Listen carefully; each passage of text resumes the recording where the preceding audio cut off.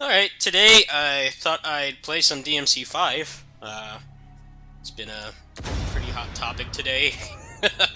If you're not aware, basically, with Virgil, who's actually standing right there, as you can see, you're sitting right there, for about 2 months now, it has been completely unclear if he had any other weapons at all. As you know, there is a modded version of Virgil that's been available for, I think, about a year now, roughly, maybe like 9 to 11 months. And all the footage they've shown so far has shown it to be Virgil in 5 Special Edition to just be that modded version with like 2 new moves. And for whatever reason, their marketing is a joke. They haven't shown anything at all. So, you think every time they posted about anything involving DMC on their social media accounts, like be it Instagram or Twitter or Facebook or YouTube, any of those sites, everybody would ask for Virgil. And then they finally come out with Virgil, and they just don't want to tell anybody, is he even worth getting? If he's just the modded version, then why would you really want to play as him? I mean, sure, you'd have the bonuses on the new gen consoles, but it would be basically the same thing you could get for free if you have the game on PC. So what happened this morning, early this morning, or maybe late at night, depending on where you live, there was some random stream with a comedian. The guy was like just button mashing with auto mode, but it showed him playing with Beowulf, and then also when he weapon switched, you could see that there was some kind of spectral force edge. So now we know that Virgil at least is on par or parity with his last version, which was 4 Special Edition. But why do we have to find that from some random comedian streaming? Now, I'm not saying that they need to get, somebody who has like 10 trillion hours in the game to record it. That's not what I'm trying to say. Although, to be fair, they did kind of do that last time, back when 4 Special Edition came out. I believe they got Brea to come out, and she was there, and she did a couple minutes of gameplay, and that was a pretty good selling point, I would say. But obviously, we're in the middle of a pandemic. Everything is hard right now, especially, transporting people to rooms and stuff to play games it's hard to begin with, even in a small country like Japan. So I don't hold that against them. It's just, why are they being so secretive about this kind of thing when, honestly, the other features are not really that spectacular. Legendary Dark Mode is fun in its own right. I don't think it's fair that the PC version is not getting that. However, once again, the fans are coming through. We have a lot of really cool people in the DMC community that actually know how to code and program and reverse engineer games. So we will be getting that on PC regardless of if Capcom gives it to us officially or not. But the problem is just, why are they being so secretive about something when the rest of the features are really not that great? I mean, this game does have really long load times. I mean, I'm on an SSD right now, and this game takes a long time to get to the level, but, this game is kind of like, a lot of old games on PS2. You would load and you would get, like, at least, 15 to 30 minutes of gameplay without having to go through another loading screen. I don't mind that much. I don't think having it on the PS5 and Xbox Series X SSDs is really going to make that much of a difference. Obviously, the big selling point is having Virgil in the game. He has a face model, he has a voice actor, he has a motion cap actor who's the same as the voice actor, Daniel Southworth, also known as the Quantum Ranger. So it's like, it doesn't seem like it would be that much effort to put him in the game, but for all intents and purposes, since back in September, they have been trying to make us think that he's just, he's just going to use the moves he has as a boss, and that's it. And that's how he was in 3 Special Editions. The 3 Special Edition of Virgil was basically just the boss moves and a couple extras, and that was it. But now we know that there are 3 weapons. There may even be some new moves as well, so that's pretty exciting.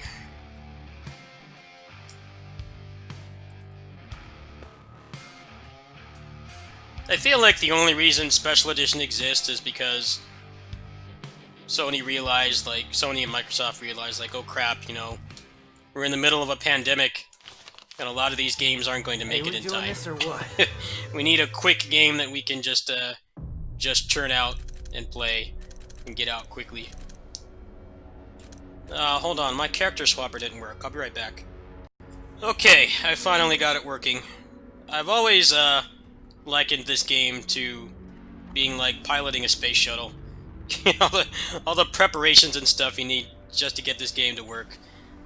It can get frustrating sometimes. It's just one of those things where the game is so much better with mods, but it's a real pain. I have like 2 trainers open right now. I have the co-op trainer, which enables divergence, and then I have the other trainer with the mods.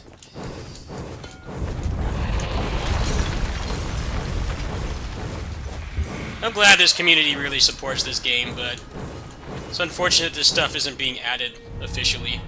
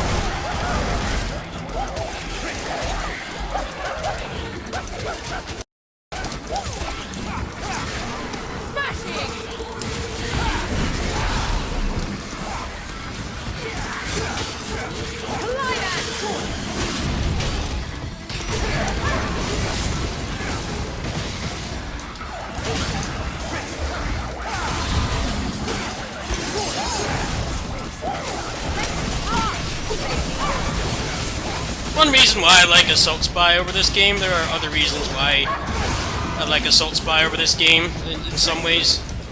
Obviously this game has much better graphics. This was made by hundreds of people instead of one person. But Assault Spy is fun to play without mods. For this game, you know, I'm not as big into the mods and stuff as other people. You know, I didn't put a ton of time into 4. I probably put maybe 200 hours or so into it, which by today's standards is not much.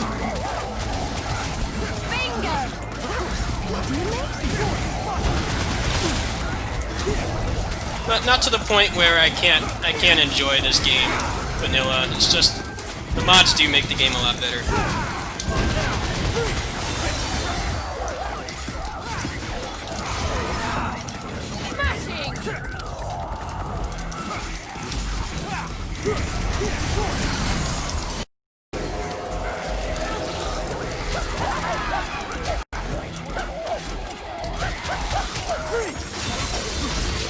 Like, when I want to play a character action game, I'm far more likely to play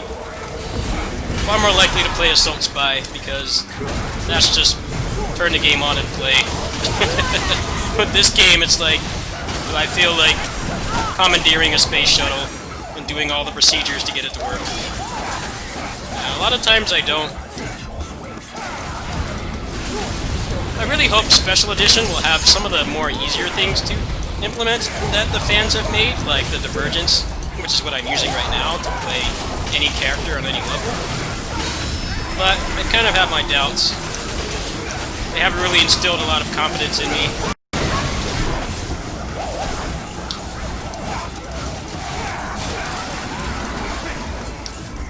You have to forgive the bad gameplay. I haven't played in a while.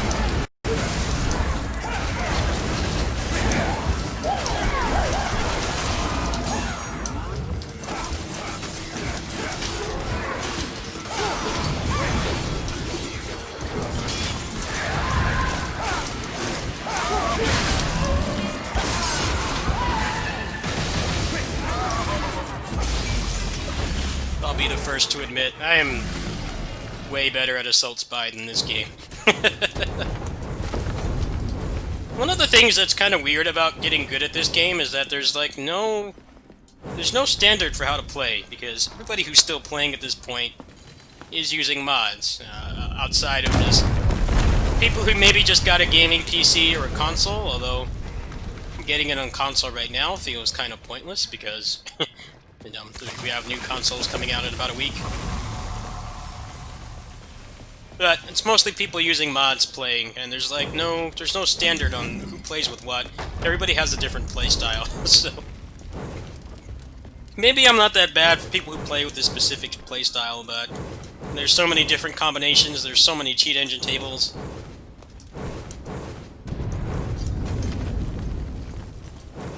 I don't know, with me it's like, my problem with DMC is I feel like there's a,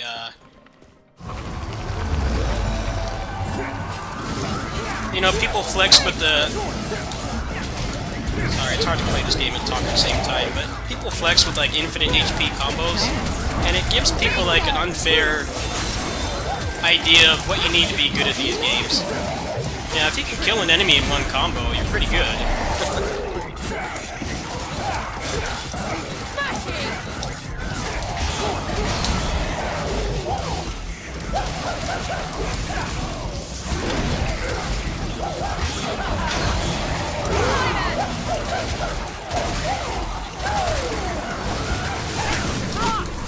But it makes the games look unapproachable and inaccessible. I know people are probably learning a lot off my Assault Spy videos because I actually don't really lab in that game much at all. I mostly just play it and I improv. When you get tag mode in that game, it definitely becomes more of an improv game than a lab game, in my opinion. Because when you can switch between anybody at any time, it gives you the ability to really just adapt to the situation, whatever's happening. And nothing in that game really has a lot of health either. You know, if you guard break a boss, yeah, it's not uncommon for like only 2 or 3 combos to take them out. So I never really felt like I had to lab in Assault Spy. It's mostly just for fun or to try something out, but it never really felt like a necessity.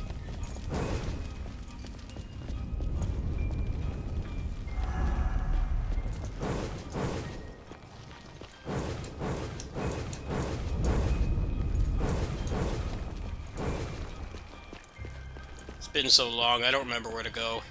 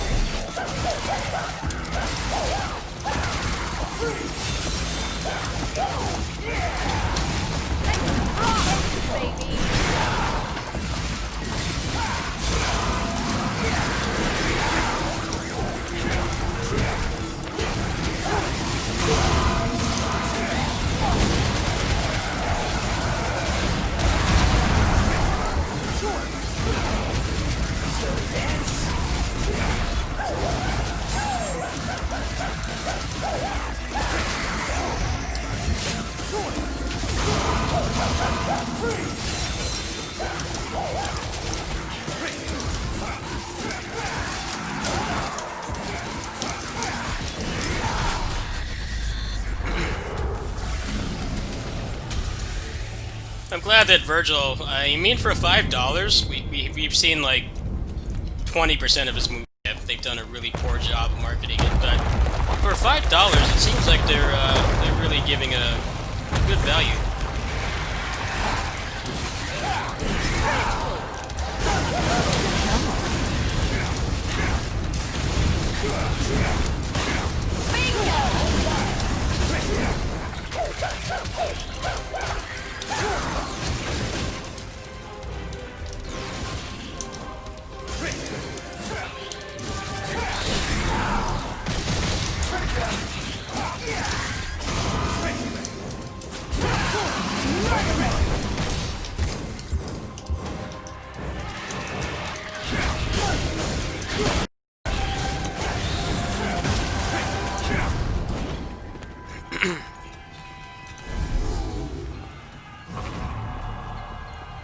Apparently, the special edition version of this loads faster.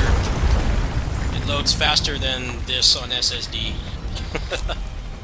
It's a really awkward time to upgrade a PC right now. Like, even if I don't know, an oil prince that likes tag combos and Muso to me, there's just not a lot of feasible ways to upgrade. There's not really good upgrade paths at the moment. It's like, GPU side, we're fine. I think CPU is debatable. I think if you have like an i9 9900K, then you should be fine. But what I'm really curious about is how are PC ports going to work when there's the NVMEs that will support PS4 are Yeah, I will. they're not really announced Sorry, yet. I'm about to So no one really knows what to expect.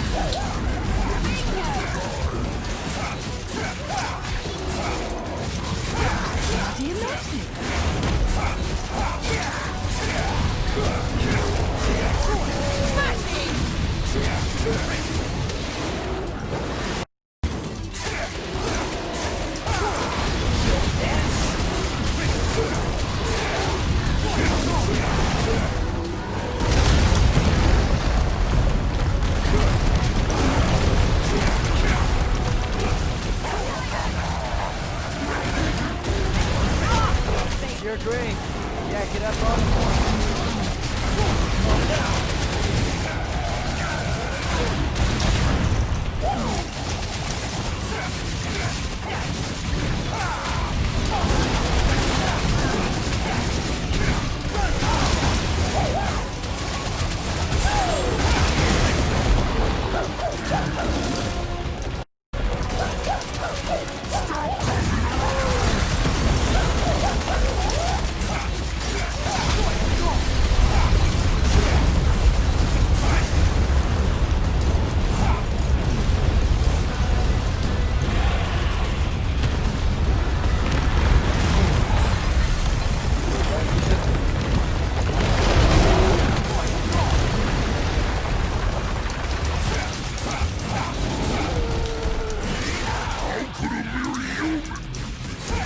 says a mere demon.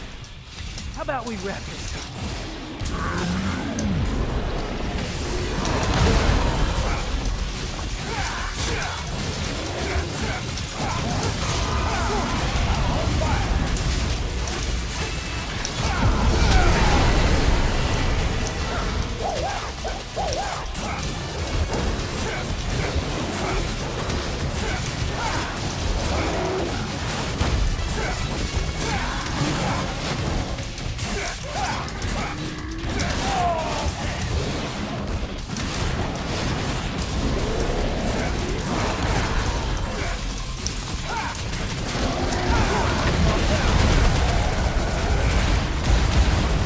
Sloppy.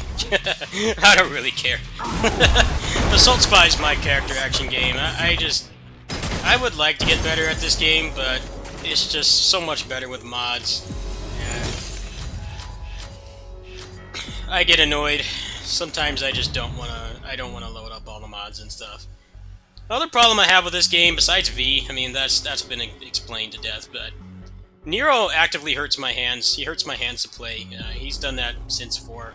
So, I mostly play as Dante. I'll have to look and see if there's some stuff in the trainer I can use. I know there's an auto charge in there. There's the Devil Breaker Switcher as well. I would like to play more with him, but I'm kind of waiting to see if they actually make any changes with Special Edition. Like I said, the marketing for it has been embarrassing. I feel like they were money-hatted by Sony and Microsoft to put it out, because from what we knew last year, I mean, it's obvious they were lying to some capacity, but from what we knew last year, they had no interest in adding Virgil or anything. But I think what happened was probably around the time the pandemic started. I'm sure it was a little bit before. They probably have been working on this for, like, I'd say at least 8 to 9 months, but we've been in the pandemic for about 8 months now, so when you consider that, it's probably shortly around the pandemic, when the pandemic started, they probably got approached. It's like, hey, a lot of our big games aren't going to make it. We're really only going to have Spider-Man and Demon Souls, which I think for most people that covers most bases. You know, you've got a big open world game, and then you've got a Soulsborne. People love those games. I don't, obviously, but that's a pretty good launch lineup. But I guess they wanted a little bit more variety, so they probably, I wouldn't say forced them, but they commissioned them to make it. But I feel like the marketing is really bad. You know, you have this coming out, and then you know, Spider-Man and Demon Souls. Like, how many people are realistically going to pick this? Part of the problem is they're making the original adopters, you know, people who bought it on this gen's consoles and PC, they're making us wait a month. So I feel like there's a really small audience for this, because this game is always on sale for like $20. It's like the price of a large pizza, and despite what you think about this game overall, that's dirt cheap for a game of this quality. Like, the people who originally bought it are having to wait, and we're not even getting most of the features. Most of those things will be on PC. Legendary Dark Knight mode is going to be on there. I don't think anybody really cares about ray tracing realistically at this point. But, you know, we're getting the crappier version of the game with less features, and we have to wait a month. So it's like, how many people are really going to buy Special Edition when you have those two other AAA juggernauts there? And that covers a lot of bases for the average gamer. I'm curious to see what will happen. I think that they're mishandling this greatly, mostly just because, you know, we're not getting all the stuff in the game. We're not getting all the special edition stuff. The only thing we're getting is Virgil and a fan modded version of LDK, which is nice in its own right, but I feel like we should have access to that ourselves. It does feel a bit unfair. It wouldn't be the first time that this has happened, though. Ironically, the DMC reboots, they did a definitive edition for that at the beginning of this generation, and none of that stuff ever made it over to PC. So we're kind of going through deja vu here in the DMC community. It's just like, they don't seem to care about the original adopters. I mean, it is nice that Virgil's going to be $5, but I feel like they could easily charge, like, I don't know, $10, $20 for the extra content. I'm sure people would buy it, but I think what the problem is A, they have paid exclusivity, and B, I think a lot of PC porters are actually probably in a difficult spot right now, because it's like you can optimize for the PS5, and it's actually way easier than it's ever been, because the load times and the frame rate presumably won't be as bad as they were with this generation. I was particularly very disappointed with this generation. I don't really feel like it was that big of a jump from last gen. You know, PS2 to PS3 and Xbox to Xbox 360 was a pretty big jump, but PS3 to PS4 felt like more of the same, but they stopped trying to actually optimize things, and games didn't run as well as they should. So the problem now is that I don't think there are any NVMEs that work at the same speed as the ones in the new consoles. So I think that might be part of it too. I definitely do think some pitchforks towards Capcom is warranted, considering how they're handling the situation or lack thereof, but I think it's going to be an awkward time to be a PC gamer for a while, which is why I'm considering doing a donation drive for a PS5. I think it might be the easier way to play games for once. I feel like on the PS4, you know, yes, you could pop the game in and just play it, but you got such a worse experience than PC. But now, you know, all the PC parts are sold out everywhere, and it's just not really feasible to get NVMe drives right now when we don't know if they'll work on par with the PS4. So I'm waiting on that personally. I think I will be fine for a while, but I think I will try to get a PS5. I don't know if I'll be able to do it this month. It would depend on donations and a number of other factors, including whether anyone in town has one. I know people are going crazy for them here, so we'll see what happens. But yeah, if I feel like launching the space shuttle, then maybe I'll play this some more. I don't really feel like I need to practice. I mean, I didn't really have a hard time with this on DMD. I just thought DMD in this game was kind of boring, because it was mostly just the enemies just have way more health than they need, and they can't be launched because of the DT property. But I would like to play this a little bit more leading up to the launch, but that might be a little bit closer to the Virgil launch, because there's a number of factors in regards to me getting a PS5. Obviously, money is a factor. I would be able to pay off one installment now, but the rest would be kind of difficult, and then it's just tracking down one in the first place might be difficult. So we'll see if some kind of miracle happens and an oil prince that likes stylish action games, then maybe I'll do an overview for Virgil this month, but otherwise it will be next month. Thanks for watching.